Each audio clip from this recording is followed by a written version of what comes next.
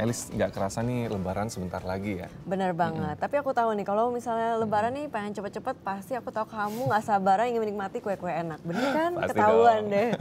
Nah, yang bikin sekarang makin nggak sabar nih, yaitu bukan hanya kue tersebut enak dari rasanya, tapi tampilannya pun sangat kreatif, lucu, dan atraktif. Iya. Seperti misalnya dalam bentuk aneka karakter kartun yang berikut ini.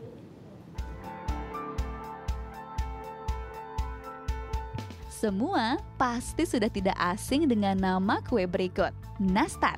Kue ini biasa menghiasi ruang tamu kita di hari raya. Namun ada yang berbeda dengan nastar yang satu ini, karena dibentuk sedemikian rupa menyerupai beberapa karakter kartun yang lucu. Bentuknya sangat unik menyerupai tokoh-tokoh kartun, salah satunya tokoh Angry Bird yang satu ini. Namun siapa sangka di balik keunikan bentuknya tersimpan rasa nastar yang sangat lezat. Pembuatnya adalah Rini Ermianti. Rini mulai menekuni bisnis kue sejak 1 tahun lalu.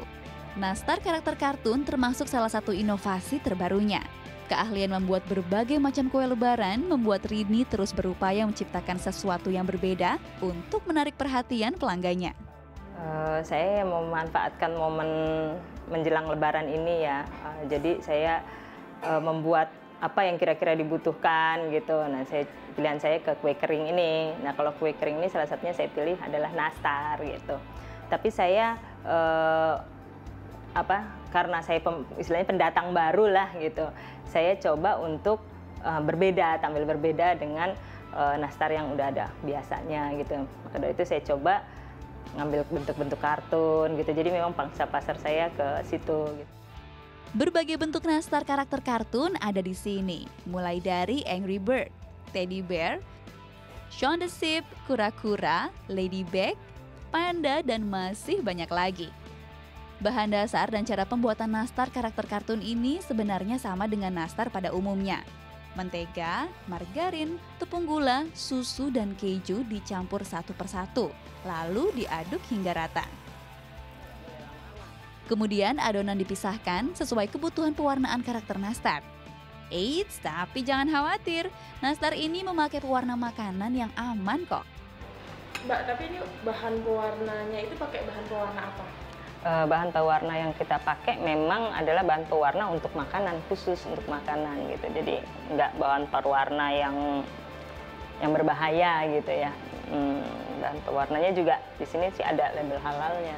Oke, berarti dijamin halal dan nggak bahaya. Nggak berbahaya gitu ya. Dan kita pakainya juga hanya beberapa mili lah gitu ya.